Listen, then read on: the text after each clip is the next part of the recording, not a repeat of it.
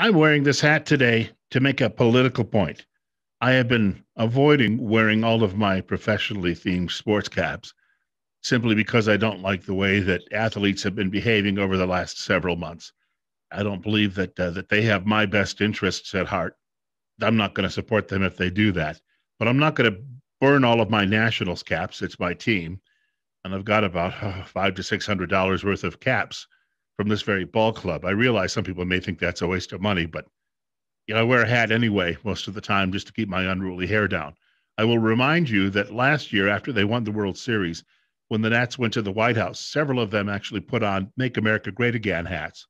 And mainstream media, academic elites, and just liberals in general had a tremendous meltdown. How dare you? That president is a racist, and you have a lot of ball players. Give me a break. Again, media doesn't get the rest of the country. Media which botched the numbers this time around in this election, media which said it was going to be a blowout, and it wasn't, and the Republicans gained seats in the House. The Republicans maintained control of the Senate. The Republicans picked up one state legislature across the country and another governorship. Republicans will control redistricting for the next decade.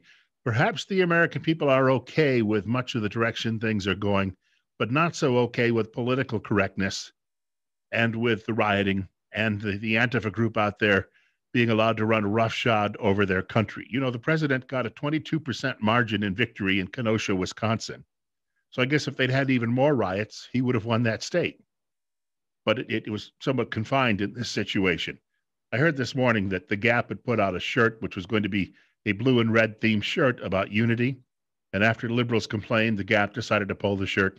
If conservatives had complained, would they have done the same? It just shows you that people in these elite institutions have no idea that half the country thinks they're jerks, which they are. The latest, too, is that President Trump is going to be contesting this election, and we keep hearing, well, coming out and declaring victory, and this is just so wrong. But within a few hours, Biden's people were doing the same thing. But that was okay, according to the elites, because, again, it's their side, their guy. All the belly aching that these people did over the last 4 years with Russia, Russia, Russia, Ukraine, Ukraine, Ukraine, you name it. They have not accepted the election results from 4 years ago. Why the heck should I accept the election results this year? So go ahead and challenge. And all of the belly aching they're doing about these challenges that Mr. Trump is going to do, his backers want him to do it. And if it hadn't been for the Google algorithms, which some people say give up 10 to 15% of the vote that he may have gotten in a normal year, if it hadn't been for the media piling on every opportunity they got, think about that story when he went to France and they said he disrespected the buried dead in the cemeteries, our national cemeteries, which are in France, where we fought alongside the French in 2 world wars. Well, bailed them out. Let's be honest about that. Because between 1940 and 1944, all of the babies born in France had at least one German parent. And the French, the salute, yeah, 2 hands held high over the head. But we've had all of this going on. And frankly, mail-in balloting was just a recipe for an absolute disaster. And everybody knew this. There were warnings about it for months. Mainstream media didn't want to talk about it. Mainstream media didn't want to talk about Hunter Biden. That story's been swept under the rug. But now that we still have Republicans in control of the Senate, there's going to be hearings. Now, media may turn the cameras off, but some people will still be paying attention and some people will be watching. Secondly, and it does look as if Biden's going to take this thing. All he needs to do is pick up Nevada perhaps today, and that puts him over the top. However, the man, again, he can't tie his own shoes, for crying out loud.